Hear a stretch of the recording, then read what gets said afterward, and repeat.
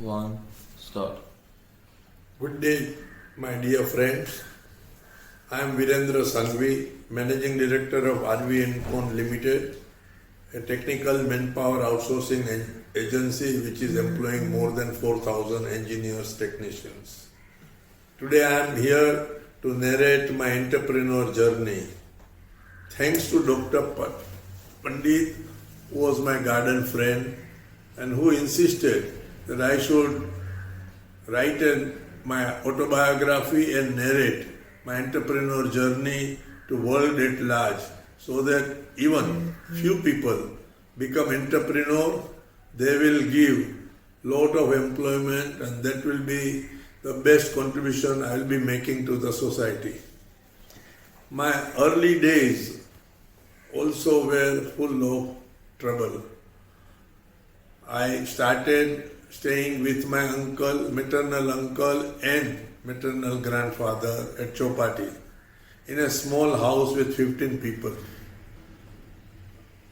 That made us respect for elders, manage with very little resources, love for cousins, and that became also the basic when I started my own consultancy company. I used to go to Chopati beach to study and never thought that I have a problem. I used to travel by train to Elphinstone College to save some money to see the movies. My grandfather always said that the valuable asset you can have is the education. And I decided at very early stage that I will become an engineer in one of the best universities, and then I selected UDCT with scholarship. In 1964 I graduated in chemical engineering and then appeared for the interview with a company called Merck Sharp & Dome, a well-known pharma company. I was being interviewed by Mr. Henry Job, who was coming from Texas, and when I could understand his pronunciation because of my love for English movies, which I had seen number of during my early days, I answered most of his question, and one funny question still I remember, that how big is papaya? And I answered that it is like your head, and he started laughing. And he also commented that this is the language you have to use to talk to your workers, operators, so that they can understand.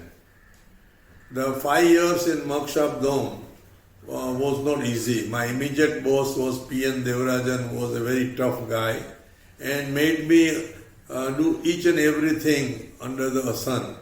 Although I was a production supervisor, he made me repair pumps, compressors, cooling towers, and not a single day I can go home without learning something new. That was his order. I have to learn something new every day. Those 5 years was a great learning, and which helped me when I started my own business. Client appreciated my knowledge about maintenance and procurement. After 5 years, I was again invited by Lubrizol India Limited, a Berkshire company now, and at that time Government of India and Lubrizol Corporation company. The position was for the plant manager, and the person who interviewed me was Mr. Richard Olafson. I told him that I don't know anything about lubricants, additives. I am a fermentation man. He said, I appreciate your truthfulness, and that's what we are looking for, a man of integrity. Any type of knowledge we can give to you, but we need a person who will not pass on that knowledge to unauthorized people.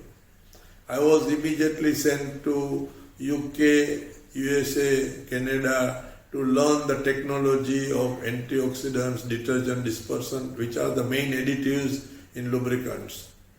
There was no documents, there are no drawings. Being a very highly proprietary know-how, I worked on those plants and brought down the knowledge, and we establish such same plants in India, and luckily they were all successful. I was soon promoted as a plant manager and given a big house at Altamount Road in Crystal Building. And I left my small house in Mulund and came here with my family. These are the days of high learning and good life. 10 years I spent in Lubrizol, which was very highly respectable job. I had money, respect, power, everything what one can desire.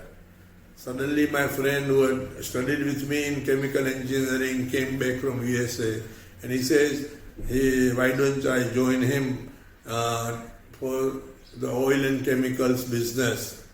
And without much thought, I joined his business.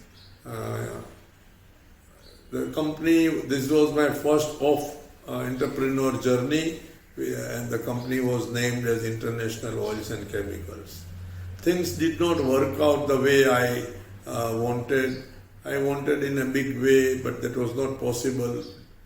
And we separated amicably, and still we are the best friends as of now.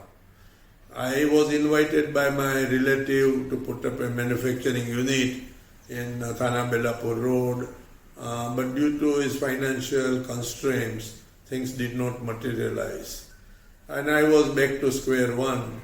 And when I attended a meeting with Institute of Chemical Engineers, where I was a treasurer for many years, I met Mr. Basu, who became president of Institute of Chemical Engineers.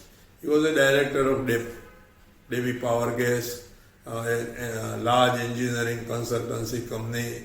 And when I narrated my career graph, he immediately offered me a job of project manager, which I readily accepted. The learning was great. We went on putting up various projects for Thirumalai Chemicals, Hardilia Chemicals, based on their research. And I was very happy doing various jobs.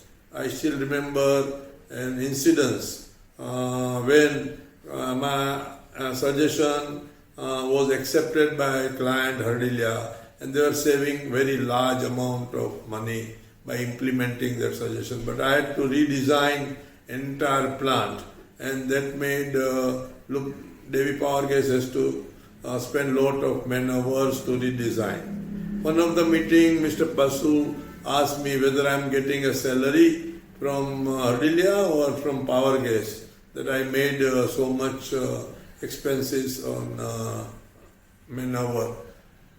I took it as a challenge, went to client.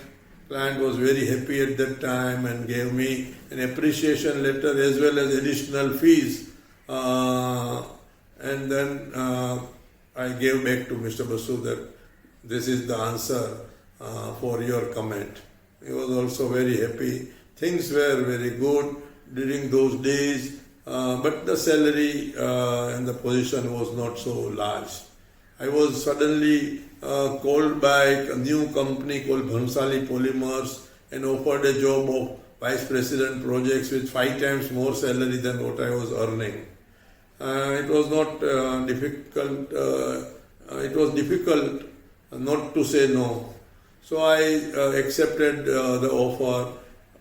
Devi Power Gas was kind enough to relieve me within a week, because within that week only I had to leave for Sumitomo, Japan, to absorb the technology of ABS resins.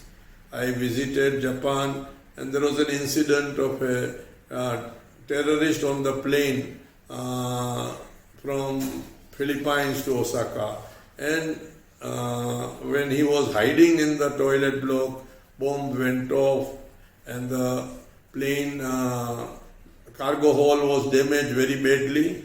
We came down from 35 to 8,000 and then jumped up and down. Luckily, I saved my ears because of pranayam. But this incident had a long-lasting effect on me. And then after bringing the technology back and putting up the plant in India, again I thought of starting my own. as I was not ready to go to Nagpur permanently to run the plant.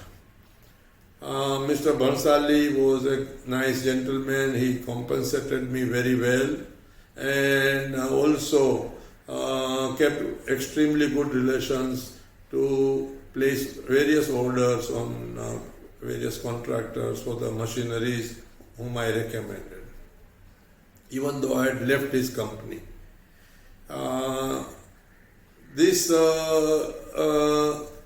consultancy business was started under the name of Aarvi Encon Private Limited along with my friend Manoj Rupare. Things were very good. We went on getting consultancy assignments, and one large assignment came from Hardilia. I was called by Mr. Agarwala, Managing Director of Hardilia Chemicals, and he said whether I will be able to do a large plant of 1,000 tons each for diethylene oxide as well as isobutyl benzene, which I readily accepted. This was a big turning point as financial institutes were not ready. They took objection of employing such a small company like ours, but Mr. Agarwala firmly believed in my capability and gave me, as I mentioned to him that I don't have enough money to take up such a job, he gave me 20 lakhs at that time, which may be worth today 10 to 15 crores. And I established a new office at Chembur and took people and computers, and luckily, by God's grace, we completed the plant in time with good quality material, first time in Asia, and for which we got NOSIL Award for Project Excellence from Institute of Chemical Engineers. Hardilia Chemicals also got a National Award of PC Ray Award for Technology Adoption. Afterwards, there was no looking back.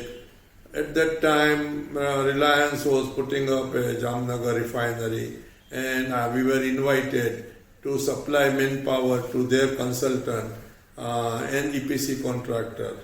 And we agreed. And this changed our style of working from consultancy to technical manpower supply. We had more than 300 engineers working at Jamnagar refinery, and client was very happy, and the engineering consultants was very happy. We did project design, inspection, construction supervision and commissioning work under their guidance.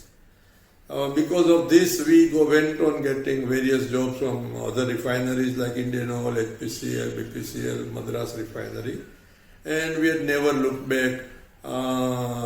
From that day, company has grown from 300 to 4,000 engineers now on our payroll, and from few clients to 140 clients just now, all over in India and abroad. Company has offices in main cities of India and Middle East.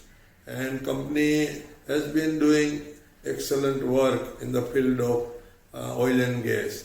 It was decided later on when the oil prices came down that we should concentrate on other verticals, and we have now more than 600 engineers working in solar, and we are involved with various solar plants, renewable energy plants, cross-country pipelines and LPG plants. So we have now tried to have various other verticals in addition to oil and gas. My advice to young engineers, that don't lose your heart when going becomes tough. Fight it out and challenge those adversity and convert into a good opportunity. Then you will be success. Have transparency. Invest in good people. We have benefited because we have got good people working for us, very honest and hard-working engineers and managers. It is very essential. And whenever you start any venture, do a proper planning and keep the source of funds available. As of now, you may be getting funds from venture capitalists, which were not those days. You are lucky. I will also advise you to have the latest technology so that you can offer cost benefit to the client and with the competition. With my last advice that during my failures, my wife Niranjana supported me throughout and never objected to any of my decisions. I was lucky, and I wish that you have a supporting family. Family is first, love for the family is first, togetherness, and love will remain forever. My best wishes to you, young entrepreneurs. Thank you.